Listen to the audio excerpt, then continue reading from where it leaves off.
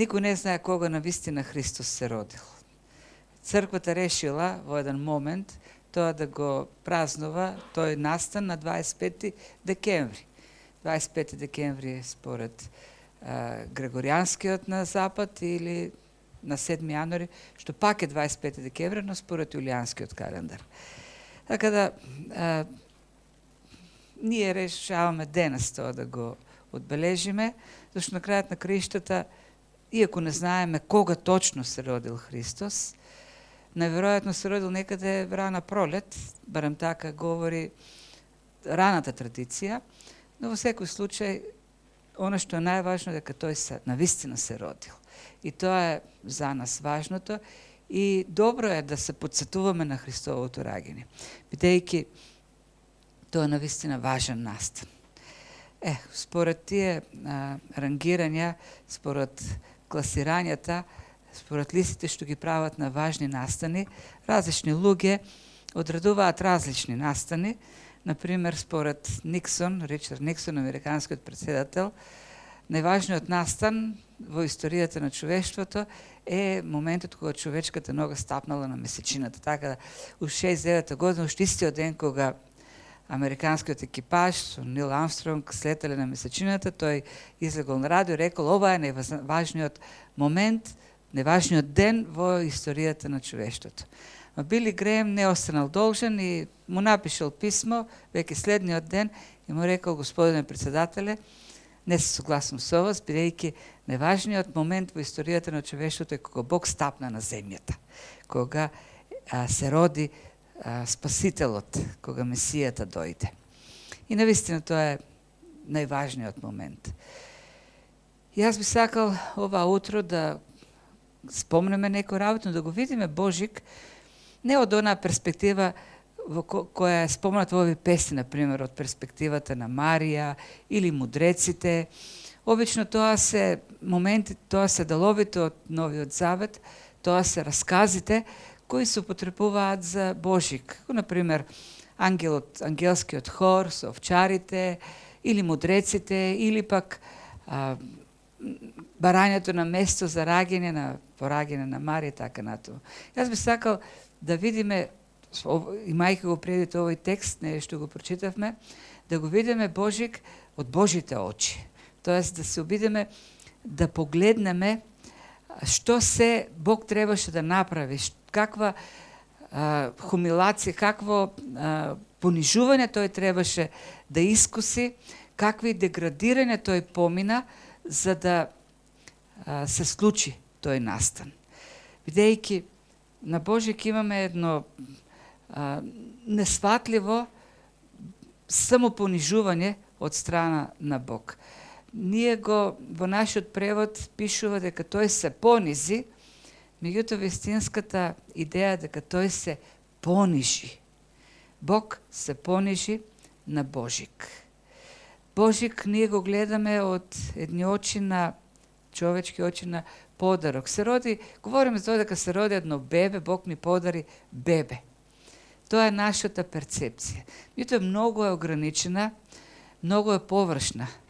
На Божик Бог се понижи, на Божик Бог стана човек и не само што стана човек, тој стана најдолен од сите луѓе. Тој стана слуга и тој стана разбойник заради нашите гревови, кој пострада со несрамната смрт. Тоа е Божик погледнат од Божјата перспектива. Би сакал да говорам малку за таа перспектива. Имај го, нели, како лајт мотив овој текст, кој е длабоко теолошки, меѓутоа по својата форма, литературна форма, е напишан многу високо поетско ниво. Така, иако овдека апостол Павле користи, нели, теологија, но во оригиналниот текст е напишан поетски за пеење дури. Така да раната црква овие неколку стиха ги претворил во духовна химна и раните христијани ги пееле овие стихови. Служило како песна. Бидејќи тоа е уствари суштината на Божјото воплотување. što Bog napravi. Така да би сакал овие, да ги разгледам овие текстови, да се подсетиме што навистина е Божик. Да, на Божик се роди едно бебе, но на Божик Бог искуси понижување, само понижување. Текстот почнува прво со божественото битие. Кој е тој кој се воплоти? И вели овдека апостол Павле, тој иако беше во ликот Божи, или овдека всушност зборот е морфе, тој беше во Божи вид, тој е Бог, со други зборови. Воплотениот, тоа бебе што се роди од Марија, всушност е вечниот Бог. Оној кој постоел од секогаш и оној кој, Синот Божи, кој во се го има достоинството, славата, почита, еднаквоста, како и Отецот и Духот. Ништо од божественото битие не недостига на Синот Божи. Во се е Бог. Така почнува и во новото Евангелие. Во почетокот беше Словото, Словото беше во Бог и Словото беше во почетокот со Бог. Словото беше Бог. Словото, Логосот, Синот Божи е Бог. Вечен Бог во сета божествена слава и достоинство. И самиот Христос тоа не го криеше, кога уште на почетокот, кога почна да проповеда и кога беше во Назарет, сакаа да го убијат евреите. Зошто пишуваат, нели, овдека во текстот? Евреите уште повеќе сакаат да го убијат не само затоа што го нарушуваше саботниот ден, туку и затоа што го нарекуваше Бог свој татко, изедначувајќи се со Бог. Христос се изедначуваше со Бог зашто е Бог. Така, тоа е сушност што се случи на Бог. Тоа е големата тајна која ние нема да можеме никогаш да разбереме и сметам дури и во вечноста која ќе заминеме, пак нема да можеме да разбереме како семокниот Бог се роди на Божик во бебе. Тој кој беше Бог се роди. И овдека она што сака да го каже апостол Павле, вели, иако е Бог, иако е Божиот вид, Божиот лик, тој не го сметаше како нешто приграбено тоа што е еднаков со Бог. Или, со други зборови, Павле вели, кога тој ги стави на кантар својата божествена природа и божествена слава од една страна, од друга страна, љубовта кон човекот и потребата да го спаси човекот, тој многу и не држеше до тоа да зачува се, туку остави се и стана човек. Се деградира, се понижи и стана човек за нас. На тој план, на таа икономија на Бог за спасение на човештвото, кој Отецот го замисли, го испланира, Синот Божи не се спротивстави, бидејќи тоа значеше понижување за Синот Божи.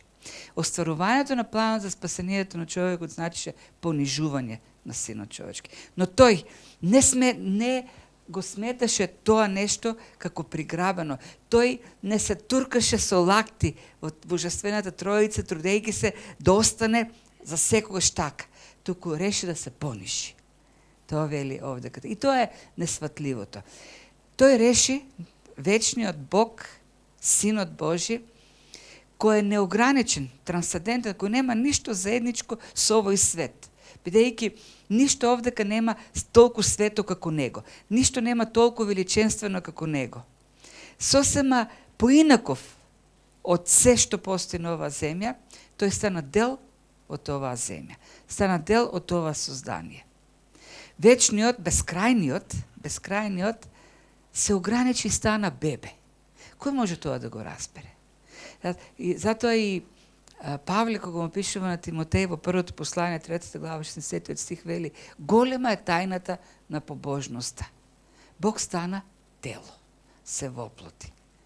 Оној кој нема почеток во времето, кој одвечно постои, доби почеток. Доби почеток кога се роди како бебе. Оној кој ја држи целата вселена во своите раце, целиот универзум е во неговата дланка, тој истиот мораше да биде држан во раците на Марија како бебе. Оној кој дава живот на се, тој е изворот на животот, пишува во Колосјаните 1 глава. Се што суштествува добива сила и живот за своето постојање од него, најднаш тој стана зависен од млекото на Марија. Кој ќе го разбере тоа? Тоа значеше за еден Бог, за Бог Божик. Колку се понижи. Оној од кого зависи се, стана зависен од човек. Стана зависен од една жена. Бидејќи не се трудеше да го зачува тоа на престолот, на небото, за нашето спасение, за да го спаси човештвото, се понижи. Се понизи, вели во текстот. Бог стана човек, стана еден од нас. И не само што стана човек. Понатаму продолжува текстот и вели: се лиши сами од себе си, земајки лик на слуга, станувајки сличен со луѓето. Тој се лиши сами од себе си, зборот лиши е зборот кенозис, што значи се испразни. Се испразни од онаа слава што имаше на небото. Она вечна слава, оној вечен сјај, вечен раскош, што Синот Божи како божество го има во целата вечност. Божествената слава, божествениот сјај никој не може да го види. Тоа е недостижно за човекот. И Бог токму тоа го направи. Синот Божи, Исус Христос, точно тоа го направи. Стана човек, зеде на себе човечко тело, за да го покрие, да го загуши тој сјај. Она што пречи на човекот да може да го види Бог. Никој не може да го види Божјата слава. Никој не може да го види Божјиот сјај. И затоа беше потребно Христос да се испразни, да се покрие со човечка наметка, со човечко тело, за да можеме да го гледаме ние на земјата. Тој се лиши, овдека пишува, или се испразни, остави настрана, го извади од себе тој сјај, таа слава, за да можат луѓето овдека да го гледат. За да можат луѓето, за да биде Бог меѓу нас. Да биде тој Емануел, нели, што значи Бог со нас. Бог меѓу луѓето.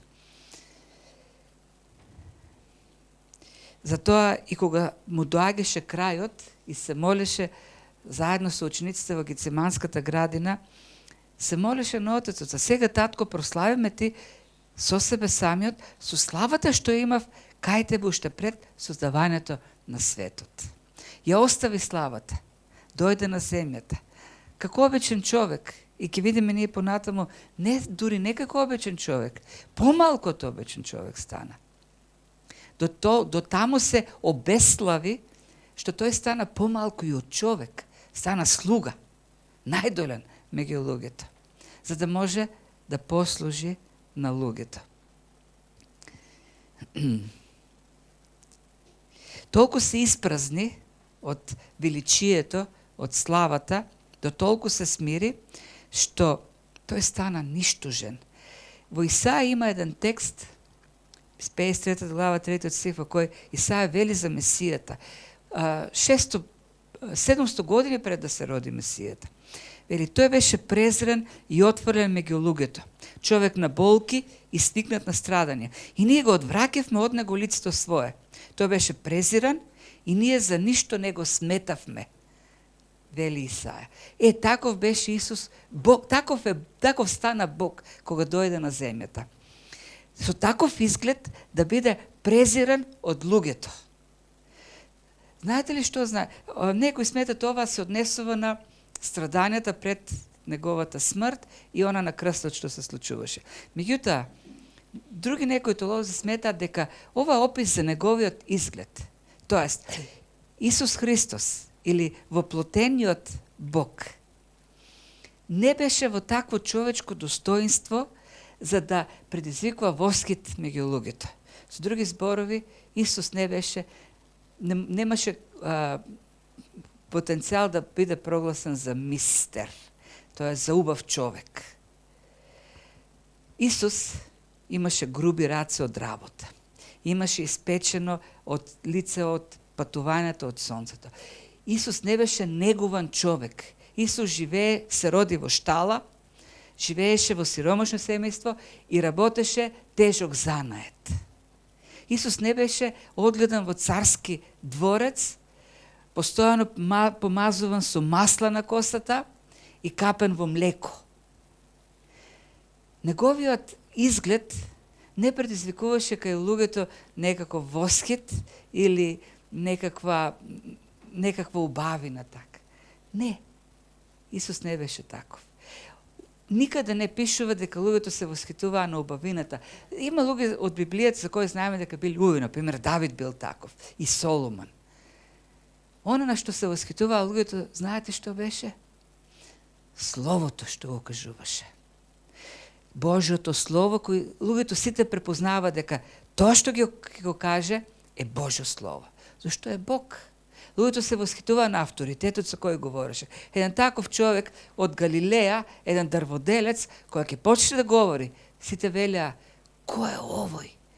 Никој не говори со таков авторитет како него. Она со што ги освојуваше Христос луѓето беше Словото. Зашто тоа е Словото, тоа е Логосот. И со Словото, бидејќи тоа е Словото на Бог, ги восхитуваше луѓето со Словото. И тој, кога се воплоти, тој требаш да стане најништожен, за да ги спаси ништожните, да нас спаси нас. Во се. Тој дојде како сиром, дојде без облека на овој свет. Оној кој ги има сите богатства во светот, се роди без ништо.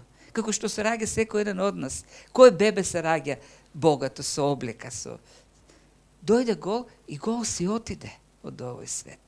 Гол беше на крстот. Или како што пишува во 2 Коринтини 8:9, не знам дали го имам, да. Од Богот стана сиромав заради вас, вели апостол Павле, за да се збогатите вие преку неговата сиромаштија. Тој кој поседува се, кој целиот универзум му припаѓа и сиот духовен свет, дојде без ништо, немаше ништо на оваа земја, за ние да станеме богати преку него. Зеде место на ништожен слуга. И тоа е највозможно најдолната позиција. Зборот не е слуга. Зборот е дулос, кој значи роб. Немало пониска позиција во општеството од тоа да си роб. И во тоа време. Тој стана роб, дојде како роб. Да робува на сите, за да ги спаси сите. Може да видите што значи Божик. Божик е полн со убави песни, со украсени градови, домови, со овие што ги фрлаат ракетите, како се вика, огномети, со украсени улици, така натаму, со светлина, со сјај. Меѓутоа, Божик, уствари, е едно понижување на Бог. Понижување кој ние не можеме да го споредиме со ништо. Не знам доколку еден човек би требало да се понижи, за да може да го споредиме со Божјото понижување. Човек да стане вошка, пак не е доволно. Човек да стане лебарка, и тоа не е доволна споредба. За да се представи она Божјо понижување што се случи на Божик заради нас, за нашето спасение. Може да се представите, Синот Божи во целата вечност бил обкружен во светлина, во божествена арома, во божествен сјај. Тој целата вечност гледал пред себе ангели, како го слават и како му пеат. На Божик, кој ги отвори очите, знаете што виде? Виде магариња, крави, овци, кози, бидејќи беше роден во штала.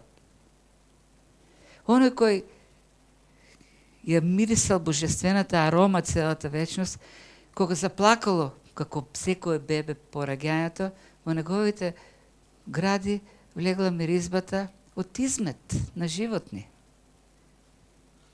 Оно што слушал хорови, ангели, како пеат свет, свет, свет си, нема друг како тебе, слушал блење. Во моментот кога се родил, слушал кози, овци, може би рикани од магаре. Тоа се случи на Божик со Бог. Тоа е неговото самопонижување кое го искуси. И сето тоа за да покаже една совршена послушност. И откако стана сличен на човек, тој се понизи или се понижи, е буквално самиот себе, и стана послушен до смрт, дури до смрт на крст. Значи, од Бог тој стана човек. И не само човек, тој стана слуга. И не само слуга или роб, туку тој заврши со најсрамната смрт. На крст биле убивани најголемите разбойници. Нашиот греф до таму го доведе што тој заврши како најбеден разбойник. До таму стигнува неговото понижување, иако Христос се воплоти, стана човек, за да изживе еден совршен живот. Во ништо, во сето тоа понижување што го искуси, тој во ништо не сгреши. Не направи никаков греф. Во се го исполни Божиот закон, во се покажа совршен, за да во својата совршеност, во својата послушност, не спаси нас непослушните. Тој беше послушен во се, ја зеде нашата непослушност и ни ја даде неговата послушност. Неговиот успех што го постигна, ни го подари нам. Зато тој успех на праведност, смиреност и покорност се представиме ние пред Бог. Тој во се стана како нас. Во се се деформира како нас, за нас да не исправи деформираните. Има една случка која раскажува еден доктор, христијанин, за еден настан кој го допрел многу во неговиот живот. Тој вели, дојде една жена со тумор во главата која мораше да биде оперирана. Убавица, убава жена, прекрасно лице. Меѓутоа, за да биде спасен незиниот живот, требаше да биде одсечен еден нерв кој ќе го деформира незиното лице. Ќе искриви устата, окото, ќе ја деформира. Но тоа беше начинот да биде спасена. Со мака извршив операцијата. После операцијата, жената се виде и ме праша, за секогаш ли ќе биде така, до крајот на животот? Со тешко срце одговорив, да, ќе бидеш таква до крајот на животот. И вика, покрај беше незиниот сопруг. И вика, она што ме направи впечаток, вика, тој се наведна и тој си го искриви лицето, се искриви устата, за да може да ја бакне. И да ја каже дека и ваква ја сака. И тоа е она што Бог го направи. Совршениот Бог, славниот, сјајниот Бог, прекрасниот Бог се деформира на Божик за да биде како нас. За да може нас да не исправи, нас да не поправи, да нас спаси. И на крајот продолжува текстот и вели: и заради тоа, тој е возвишен. Заради тоа тој треба да биде возвишен Бог. Не знам што му ста. Вели: го возвиши и му подари име што е над секое име. Заради тоа, да, Бог ја заслужува славата поради фактот што е Бог. Заради самиот факт дека тој е Бог, тој заслужува сета наша слава. Меѓутоа, Бог ја заслужува славата многу повеќе заради сето тоа што тој го направи. Заради големото дело што тој го изврши на крстот. Заради големото понижување што тој го изврши за нас. Никој нема такви славни имиња какви што заработи Христос. Заради тоа понижување тој заработи имиња какви што сега ќе ви ги прочитам. Той е алфа и омега. Кой друг може да биде наречен алфа и омега?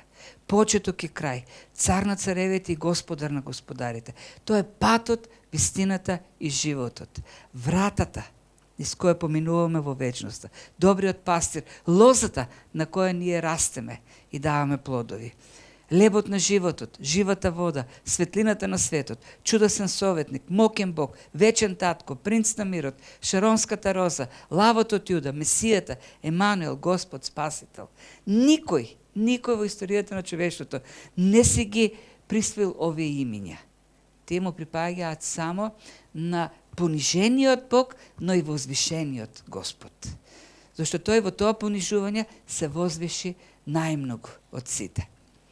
За секој да се поклони пред него. Знаете што е Божик?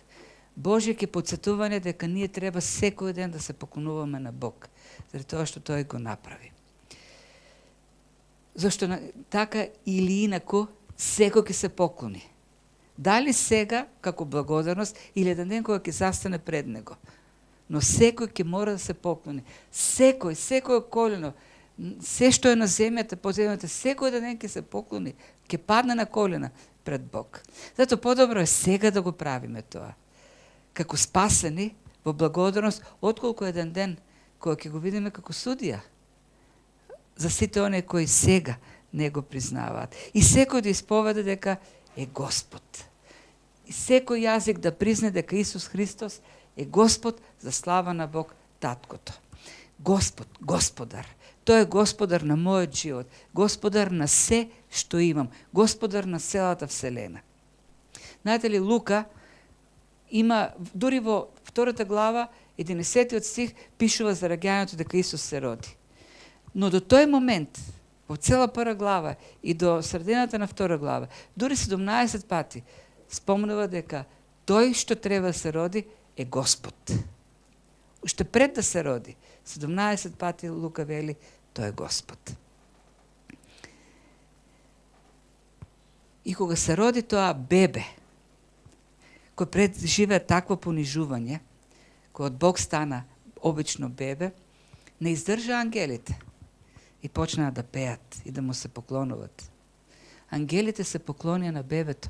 Овчарите слушнаа и стрчаа да се поклонат.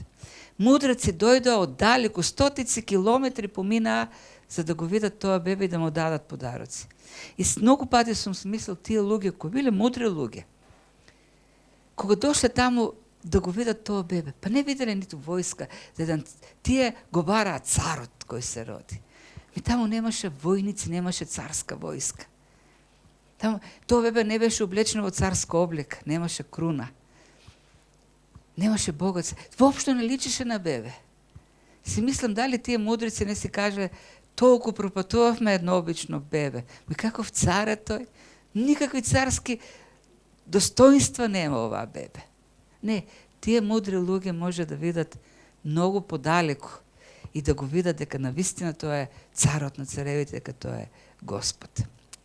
Се беше толку бедно, се беше толку понижувачко, но не за оние кои може да видат со поинакви очи. Денешниот човек го прави Божик многу беден. Го прави многу беден заради сите тие лъскави, сјајни нешта. Сите тие светлини кои ништо не говорат за вистинското значење на Божик. За вистинската жртва што ја направи Бог за Божик. Каква нашата представа за Божик? Добро е да се подстуваме често какви чекори направи Спасителот за нас. Кој од Бог стана човек и не само човек, стана слуга. И не само слуга, тој стана жртва на крстот. Умре со најсрамната смрт. Умре без ништо. За да имаме ние се во него. Да бидеме ние богати. Да бидеме ние Божите деца. Тој кој е Синот Божи стана бебе, син човечки, за ние да станеме синови Божи. Од Богот стана беден, за ние да станеме богати во неговата бедност. И затоа Божик, погледнат преку Божите очи, е давање. Ние гледаме на Божие како на зимање. Ние гледаме на Божие како на можност да добиваме подароци. Не, Божик погледнат на вистински начин, преку очите на Бог е давање. Бог е смирување, Божик е смирување. Божик е жртвување. И добро е на крајот да се подсетиме во каков контекст го пишува ова апостол Павле, овој текст во Филипјаните. Вели, не правете ништо од ривалство или од суетно честолюбие, туку во понизно сметајте се еден друг за поголем од себе си. Не гледајте само на своите лични интереси, туку и на интересите на другите. Имајте такви мисли во себе, какви што имаше Исус Христос. И продолжува да говори што направи Христос. Зошто го пишува Павле на Филипјаните? Очигледно меѓу нив имало некое ривалство. Очигледно имало себичност. Очигледно некои се фалеле со своje колку се големи или славни. Очигледно гледале само на себе си, на своите интереси. И апостол Павле им вели, можете, вие сте она што сте, бидејќи Христос се понижи. Бидејќи Христос не мислеше за себе, туку мислеше за вас. Бидејќи Христос не мислеше на божественото како нешто што мора да го зачува, туку се откажа и стана човек заради вас. И затоа вие имајте ги истите мисли како Него. Ако мислите дека сте големи или славни, знаете дека сте такви заради Него. Бидејќи тој од голем стана мал. Бидејќи тој од славен стана ништожен. Затоа вие можете да бидете нешто. Затоа немојте ништо да правите за своја слава, за ривалство. Немојте се сметате за големи. Сметај го другиот за поголем од себе си. Зошто Синот Божи така се понижи? Зошто гледаше во човекот како на бисер, на богатство, за кој што вреди тој од голем да стане мал, од богат да стане ништожен. Би сакал во овој контекст да прочитам едно писмо, некој веројатно го прочитале, не е од скоро, напишано е пред повеќе од, можеби скоро 50 на години, писмо што Чарли Чаплин го пишува на неговата керка Жералдина. Пишувано точно на Божик. Неколку години пред смрт, пред да умре Чарли Чаплин, тој умира 77 година. На таа Божигна ноќ тој си е дома, а Жералдина е веќе позната танчерка и е во најпознатите паришки театри. Таму игра на представи. И точно таа вечер таа игра представа и додека игра представа тој го пишува тоа писмо. Мислам дека вреди да се прочита зашто е напишано од човек кој е искусен, поминал на мистина многу. Вели вака, малку долго, може 5 минути, ама вреди да се прочита. Моја девојко, сега е ноќ, една божикна ноќ. Сите невооружени војни во мојата мала тврдина заспаа. Не се будни ниту брати, ниту сестрати, дури мајка ти веќе спие. Додека стигнав до оваа полуосветлена соба, за малку ќе ги разбудев заспаните птички. Јас сум далеко од тебе. Но нека ослепам ако твојата слика не е секогаш пред моите очи. Твојата фотографија е овде на масата, близко до моето срце. Но каде си ти? Таму, во бајката наречена Париз. Танцуваш на величествената театарска сцена на Шан-Зелизе. Го знам тоа многу добро, но ми се чини дека во тишината на ноќте слушам чекори, ќе гледам твоите очи што сјаат како звезди во зимското небо. Слушнав дека твојата улога во овој празничен спектакл е персиската убавица заробена од Тартаркан. Биди убава и танцувај. Биди звезда и блескај. Но ако ентузијазмот и благодарноста од публиката те опива, ако аромата на цвекината те зашеметува, седни во некој агол и прочитај го моето писмо. Слушај го гласот на твоето срце. Јас сум твојот татко, Жералдин. Јас сум Чарли Чаплин. Дали знаеш колку многу ноќи седев до твојот кревет додека беше бебе, раскажувајќи ти приказни за заспаната убавица, будниот змеј? А кога сонот ќе ми натежнеше на очите, му се смеев и му велев: оди си, Јас спијам со мечтите на мојата керка. Ги видов твоите соништа, Жералдин. Ја видов твојата иднина, твојата сегашност. Видов девојка која игра на сцената, самовила која танцува во небото. Слушнав како зборува толпата. Ја гледате ли оваа девојка? Таа е керка на еден стар шут. Се сеќавате? Неговото име е Чарли. Да, керко, јас сум Чарли. И да, јас сум стариот шут. Но денеска е твојот ред. Танцувај. Јас танцував во големи и скинати панталони, а ти танцуваш во свилено фустанче на принцеза. Танците и звукот на аплаузот понекогаш ќе те вивнат до небото.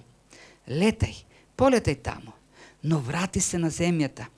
Треба да видиш како живеат обичните луѓе, како живеат уличните танчери, како танцуваат тресејки се од студ и од глад. И јас бев како нив, Жералдин. Во текот на ноќите, оние магични ноќи кога паѓаше во сон од моите приказни, јас бев буден. Гледав во твоето лице, го слушав очекувањето на твоето срце и се прашував: Чарли, дали ова девојче некогаш ќе те запознае? Ти не ме познаваш на вистина, Жералдин. Сум те раскажал многу приказни во тие ноќи, но мојата приказна никогаш не сум те ја раскажал. А таа исто така многу интересна. Зборува за еден гладен кловон кој пее и танцува во сиромашните квартови на Лондон, а потоа собира милостиња. Тоа е мојата приказна. Јас сум го вкусил гладот, зашто знам што значи да бидеш без покрив над главата. И многу повеќе од тоа. Сум искусил понижувачката болка на кловнот. Еден скитник кој во неговите гради имаше бурен океан од гордост, болно повреден од оние кои му фрлаа парички. Но се уште сум жив, па ајде да го оставиме тоа. Подобро да зборуваме за тебе. После твоето име, Жералдин, помни дека доаѓа моето, Чаплин. Со ова име, повеќе од 40 години сум ги засмеувал луѓето на секаде. Но јас повеќе плачев отколку што тие се смеја. Во светот во кој што живееш, Жералдин, не постојат само танцување и музика. Наполно, кога ќе излезеш од огромната сала, може и да ги заборавиш богатите фанови, но не заборавај да го прашаш таксистот кој ќе те однесе дома за него, за неговото семејство, за неговата сопруга. И ако таа е бремена, а немаат пари за пелени за идното новороденче, стави му малку пари во джебот. И кажав на банката да ги покрие овие трошоци. Од време на време користи го метрото или автобусот, оди пеш и истражувај го градот. Гледај во луѓето, погледни ги вдовиците и сирачињата и барем еднаш кажи си на себе: јас сум иста како нив. И да, ти си една од нив, моја девојка. Згора на се, уметноста, пред да му даде крилја на човекот, најпрвин ќе му ги крши нозете. И ако некогаш се почувствуваш многу поважна од твојата публика, напушти ја сцената. Качи се на првото такси и посети го соседството во Париз. Јас го познавам многу добро. Таму ќе видиш многу танчери исти како тебе, дури многу подобри, пограциозни и со повеќе гордост од тебе. Заслепувачкиот сјај на твојот театар нема да биде таму. Месечината е нивниот рефлектор. И погледни, и гледај внимателно. Зарем не танцуваат подобро од тебе? И признај го тоа, моја девојко. Секогаш ќе постои некој кој танцува подобро од тебе, кој игра подобро од тебе. И запамти, во семејството на Чарли, никој не бил толку груб и дрзок за да се подсмева со таксистот или да се поиграва со просекот седнат покрај сена. Јас ќе умрам, но ти ќе живееш. Сакам никогаш да не дознаеш што значи сиромаштија. Заедно со ова писмо ти испрекам еден празен чек. Напиши сума што сакаш, за да можеш да трошиш колку ќе посакаш. Но кога ќе потрошиш 2 франци, не заборавај дека третиот не е твој. Тој му припаѓа на некој странец на кого навистина му е потребен. А него лесно можеш да го најдеш. Треба само да посакаш и да ги видиш тие кутри и сиромашни тугинци и ќе ги најдеш насекаде. Ти зборувам за пари, бидејќи имав можност да ја запознам нивната ѓаволска моќ. Знаеш дека поминав долго време во циркусот и секогаш бев многу закрижен за акробатите, за оние кои се движат по тенко јаже.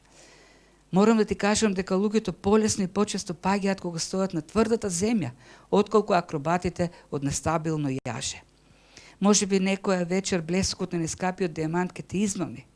Во истата вечер тој дијамант ќе биде твоето нестабилно јаже од кое со сигурност ќе паднеш. Може би убавото лице некој принц ќе те измами. Во истиот ден ти ќе бидеш неискусен акробат, а неискусните акробати секогаш паѓаат. Не си го продавај срцето за злато и накид, бидејќи најголемиот дијамант е сонцето, а за среќа тој блеска на лицето на секој човек. И кога ќе дојде времето и ти ќе се влюбиш, сакај со селото свое срце. И кажав на мајка ти да те пишува за тоа, бидејќи таа разбира љубовта повеќе од мене. И затоа е подобро таа да зборува за тебе, со тебе за неа. Твојата работа е многу комплицирана. Го знам тоа. Твоето тело покриено само со мало парче свила. Во име на уметноста на сцената може да се појавиш дури и гол, но оттаму треба да се вратиш не само облечен, туку и почист. Но никој и ништо на овој свет не заслужува да ги види дури и ноктите од стапалата на една девојка. Голотијата е болест на нашето време. Јас сум стар и можеби моите зборови звучат смешно, но според мене, твоето голо тело би требало да му припаѓа на оној кој што ќе се влюби во твојата гола душа. Во моите очи нема солзи, додека го пишувам ова писмо. Сакам да верувам дека оваа Божјакна вечер ќе биде ноќ на чудата. Посакувам да се случи чудо и навистина да разбереш се што сакам да ти кажам. Чарли е веќе стар, Жералдин. Порано или подоцна наместо бела свила на сцената ќе треба да се облечеш во црно за да дојдеш на мојот гроб. Сега не сакам да те вознемирувам. Само од време на време погледни во огледалото. Таму ќе ги видиш моите карактеристики. Дури кога крвта во моите вени ќе се излади, не сакам да го заборавиш твојот татко Чарли. Јас не сум ангел, но секогаш се стремев да бидам човек. Обиди се и ти. Те бакнувам, Жералдин, твојот Чарли. Многу убаво писмо, навистина од човек кој искусил многу во животот. Нешто што подсетува на нашата позиција и Бог. Сигурно имало многу по-добри многу по-добри глумици и танчерки од Жералдин.